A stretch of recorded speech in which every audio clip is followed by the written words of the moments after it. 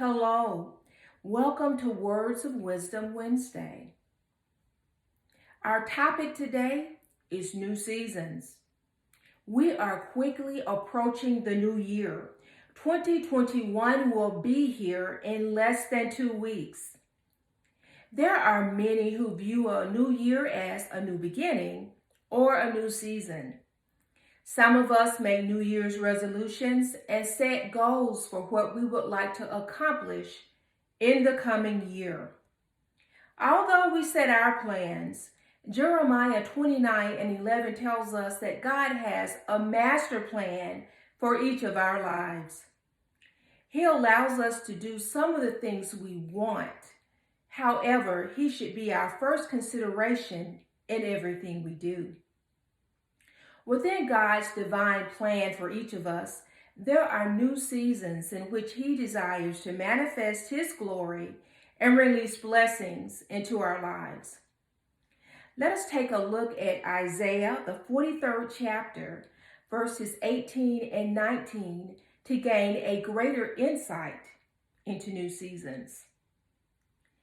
Forget the former things. Do not dwell on the past. See, I am doing a new thing. Now it springs up. Do you not perceive it? I'm making a way in the wilderness and streams in the wasteland. The prophet Isaiah is addressing the Israelites who were in captivity in Babylon. He was using this message from God to encourage them to know that they are coming into a new season. He wanted them to understand that God was moving on their behalf to set them free from exile. The first thing that Isaiah told the Israelites is to forget the former things and stop dwelling on the past. When the Lord is bringing us into new seasons, we have to also let go of the past. He is not saying to completely forget what has transpired in our lives, but rather not to live in those moments. Sometimes we develop the habit of allowing our past to hinder us from progressing forward. One way that we do this is when we put too much focus on the unpleasant and painful situations of the past. It tends to keep our minds and spirits in a negative space. Without intentionally meaning to, we allow those traumatic events to define us and keep us bound and not allowed to heal or to progress. Another way that the past hinders us is through putting too much emphasis on our past successes. We perceive that those moments are the high points of our lives, and we don't think anything is going to top it. We go into these I remember when moments and romanticize the past. In both instances, we allow the past to be a stumbling block to our future and what God is trying to accomplish in us. The next thing that God says in the verse is, I'm doing a new thing.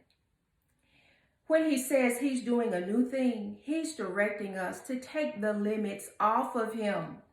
Sometimes we want to confine God to only move and manifest Himself in the ways that He has for us in the past.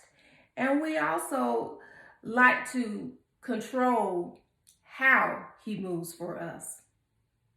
God is saying that He is limitless, and so is His power and ability. Don't try to predict Him or tell Him what to do. He just wants us to trust Him. I was reminded of when God revealed Himself to the prophet Elijah. He told him to go out on a mountain and stand there as he passed by.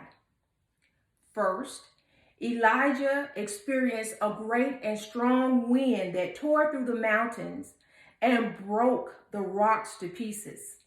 But you know what? God wasn't in the wind. Next came an earthquake, but God wasn't in the earthquake. Then came a fire, but God was not in the fire. Next came a still small voice, and in the still small voice, there was God. This is a lesson to us to take the limits off of him and don't try to bind him to our finite thinking. We have to trust God and allow him to come in whatever form that he sees fit. As we continue with the scripture, the Father says, "Do you not perceive that I've been moving on your behalf?" And the truth is, sometimes we don't. We don't see God's hand of progress, although he's moving all the time for us. And this is due to distractions. Distractions can take many forms. It can be the mind that's stuck in the past, listening to the wrong voices, and also allowing our spirits to be overwhelmed by our struggles. These things can affect our spiritual vision and our spiritual insight. We have to intentionally make the effort to maintain our focus on God and not lose heart when he is not moving as quickly as we'd like. Our Father has heard our every prayer and concern, and trust that he's moving on our behalf because he is a faithful God. When we are spiritually in tune with him, we can more easily see the progress that he's making in our situations. Lastly, God said, "I am making a way in the wilderness and streams in the wasteland."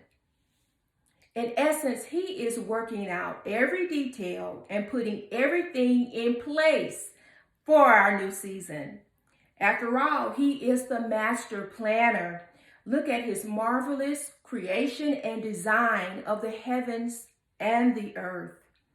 Our God knows all, he sees all, and he knows exactly how to put the pieces together to bring us benefit and blessing for our new seasons. I want to encourage you today to not lose focus and take heart that God is bringing you into the new season that you've been asking for, that you've been praying for. We cannot lose focus. That is very important when you're waiting for your new season. Remember, God has the perfect plan and he has ordained your new season for you. Believe it and receive it. Please enjoy the rest of your day. May God continue to keep all of you. Have a Merry Christmas and a Happy New Year.